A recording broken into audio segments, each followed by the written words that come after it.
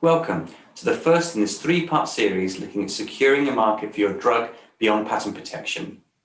I'm Ian Jones, a UK and European patent attorney and senior associate at Gill Jennings Every, a European intellectual property firm focusing on patents, trademarks, and designs. Now, patent protection remains a crucial form of market exclusivity for new pharmaceutical drugs. But with research time and regulatory requirements delaying entry to market, other forms of exclusivity are needed to secure product revenues before generics can enter the market and drive down prices. In the first two sessions, we're going to examine supplementary protection certificates. In the third session, we're going to take a look at data and marketing exclusivity and orphan designations. Companies carrying out pharmaceutical research will be well aware of patent protection, but perhaps less so of other forms of intellectual property that complement it. We aren't going to focus on patents in these sessions, but just so that we're all on the same page, a patent can secure your market for up to 20 years following its filing date. Linked to a patent is the option to apply for a Supplementary Protection Certificate, or SPC. This, when granted, gives additional protection for your product once the patent has expired. SPCs do require patent protection to have existed, but technically they're a separate right, and there are lots of caveats about being able to obtain one. But as we will see, they're an invaluable way of extending market exclusivity for a marketable medicinal product. We know that patents are intended to reward innovation by providing 20 years of market exclusivity in exchange for full public disclosure of the invention. This in turn should stimulate further innovation in the area. It's commonly referred to as a patent bargain. Once a patent application is filed, it may still take a few years for a product to reach the market. However, most patentees will enjoy at least 15 years of market exclusivity before the patent expires and the market is open to competitors. This is how the patent system is intended to function. Medicines, and in fact agricultural products as well, take many years to get to the market due to the requirements of regulatory approval. This often only leaves a few years of patent protection, if any, once the product is marketable before a generic may be sold. Considering the average R&D spend for marketable drugs is around $3 to $11 billion, it is hugely challenging to recoup these costs before markets are disrupted by competitors. For this reason, most significant pharmaceutical markets around the world offer medicines special patent term extensions to compensate for this delay. In Europe, this is referred to as a Supplementary Protection Certificate. An SPC is an intellectual property right that extends the term of protection for a marketable drug covered by a patent beyond the normal 20 years. It's not an extension of the patent itself, but instead an independent right that comes into force the day after the expiry of the patent. SPCs were born out of EU legislation and are available in all EU territories, but similar rights have been established in non-EU countries such as Iceland, Liechtenstein, Norway, and Switzerland. These are also called SPCs and provide conformity across Europe. As part of the EU, the UK benefited from the SPC system, and it still does now.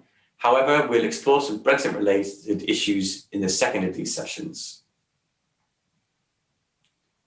SPCs are only available for human or veterinary medicines, so that's pharmaceuticals and biologics, and for plant protection products, things like insecticides and herbicides. SPCs are not available for any other form of regulated product, such as medical devices, despite attempts over the years to try. It's worth keeping an eye on this area if you do work with medical devices, but in the short term, it doesn't look like things are going to change. Patent term extensions for pharmaceutical products are also available in a range of countries outside of Europe, but the rules and the terms can differ country to country. So what's the potential impact of an SPC on your business? We can see this by examining the drug timeline. You would start off by conducting initial research in the lab. This would eventually identify a lead candidate, which, assuming passes a panel of tests, enters into clinical trials. During this time, you would generate information on the group of patients the drug is supposed to treat, the benefits and side effects observed, the chemical and physical properties of the drug, and also investigate its mode of action and understand how it passes through the body. You will also need to know how to manage the risks related to the drug and how they will be monitored once the medicine is authorized. Once that dossier is built, or at least a good proportion of it, you can then apply for your marketing authorization. And once obtained, you can start to sell your medicine on the market. After a while, you should return a profit on that product. So how does patent protection overlay this timeline? You'll probably file your initial patent application around the time you start to identify potential leads, if not before. And you'll certainly want to file it well before you enter the clinic. 18 months after filing, your patent will be published, showing the world the basics of your invention. So you will find yourself having informed the world of your invention, albeit buried in what's likely to be a broad disclosure, many years before you actually receive marketing authorization so you can sell it. Country dependent, a patent for your drug will more than likely be granted before you receive the related marketing authorization. Essentially, you'll be able to stop someone else selling your medicine before you're allowed to sell it for yourself. But irrespective of this, generic versions of your drug will enter the market as soon as they can after your patent protection expires. This is likely to have a significant effect on the price of your medicine and certainly on its profitability, the effect of which may see the date on which you turn a profit on the drug disappear off into the future. What an SPC does is it extends the market exclusivity for up to 5 years or 5.5 years for pediatric medicines and delay generics entering the market. This compensates the patentee for the time taken to obtain the authorization and hopefully returns you to a profit earlier. So what's the potential worth of an SPC to your company? Well, we can take Pfizer's Lipitor as a case study. Lipitor, a brand name for atorvastatin, is a statin that was widely used to prevent cardiovascular disease. You may recall hearing about it in the news some years ago, when it was suggested that everyone over a certain age should start taking a statin to reduce their risk of heart disease. Well, Lipitor was that statin, and at that point it was protected by a patent. Sales were boosted to nearly $13 billion per year worldwide. The problem is that the patent was about to expire, and when it did, Pfizer fell off one of the largest patent cliffs the medical sector has ever seen, and saw sales of Lipitor plummet. The Lipitor sales figures actually look like this. As you'll see, sales dropped to under $2 billion per year, representing a loss of $11 billion per year. Now, the expiry of a patent covering Lipitor was not the only thing that affected revenue. Alternatives were coming onto the market, and you can see that there's a dip in the revenue before Pfizer hit the cliff. But it's clear to see that the lack of suitable IP protection made a substantial impact on revenue. Now, these data cover the whole world, and Europe was a relatively small market compared to our statin-guzzling cousins across the pond in the States. But there is an option for patent term extension in the US, which is similar to European SPCs, but rather more generous in that it extends the entire patent scope. In any case, I think this example highlights the importance of leveraging every form of intellectual property protection possible for your medicinal product. An important difference between a patent and an SPC is that the market protection offered by an SPC is usually a lot narrower than the patent. A patent would typically cover a range of structure-related compounds or components.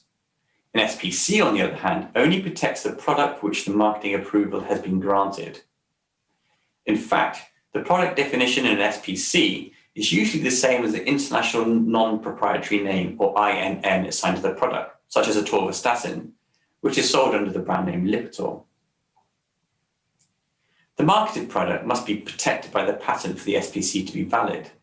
While this seems straightforward enough, the legislation doesn't make it clear what this actually means, and so a large body of case law has built up around this question, which is still yet to be settled. 2020 saw key guidance issued and said that being protected by a patent means more than just being covered by the patent. Essentially, The skilled person must be able to identify the product in the patent. The guidance falls short of saying that the product must be explicitly mentioned in the patent. In fact, it appears acceptable just to define it in terms of its function. However, I'd certainly recommend basing any SPC application on a patent in which the product is specifically described. And what do we mean by product? One might think of a product as the marketable drug, like Lipitor. A new formulation of atorvastatin marketed under a different name, particularly if it's used in a different patient population or perhaps a different disease, certainly sounds like it's a new product. However, this is not the legal interpretation of a product in relation to SPCs. SPC law refers to a product as being solely the active ingredient. It is also clear from recent guidance that SPCs are intended to reward only the extra work needed to cover new drugs. They are not intended to cover drug repurposing, and therefore an SPC aimed at a new use of a previously marketable drug in Europe will likely be refused. So how much compensation are you entitled to? Essentially, what affects the duration of an SPC? Well, as mentioned, SPCs are to compensate the delay in obtaining a marketing authorization. So they look at the difference between the filing date of the patent and the date on which the marketing authorization is issued. The reasoning behind this is that you must have your invention before you can file a patent application, otherwise your patent is likely to be rejected. However, you cannot work your invention at that point, not until you've received a marketing authorization, which is often issued much later. But you can't simply extend protection by the difference between those two dates. A balance is needed to avoid patent owners obtaining a market exclusivity that's too long. So the EU decided that SPC protection should not exclude 5 years or 5.5 years for pediatrics, and the total amount of protection offered by a patent and an SPC together is not more than 15 years or 15.5 years for pediatrics. It's not exactly the clearest way to calculate SPC term, so here's an example. In practice, if your marketing authorization is granted in the first 5 years of the patent lifetime, then you will not benefit from an SPC, as you have at least 15 years of granted protection for the medicine provided by the patent. If the marketing authorization is issued between 5 to 10 years into the patent, then you will get 0 to 5 years of SPC protection, depending upon how far through that period you are. In this case, you are starting to erode the remaining 15 years of patent term. And if the marketing authorization is issued later than 10 years of the patent lifetime, then SPC hits the 5-year duration cap. So ideally, you want to have your marketing authorization before halfway through your patent to maximize the time you can sell your medicine whilst your market is secured by your patent and your SPC. This calculation also works for pediatrics. However, you start accumulating SPC duration from 4.5 years into the patent life, up to a maximum of 5.5 years at SPC. This will give you the total protection period of 15.5 years.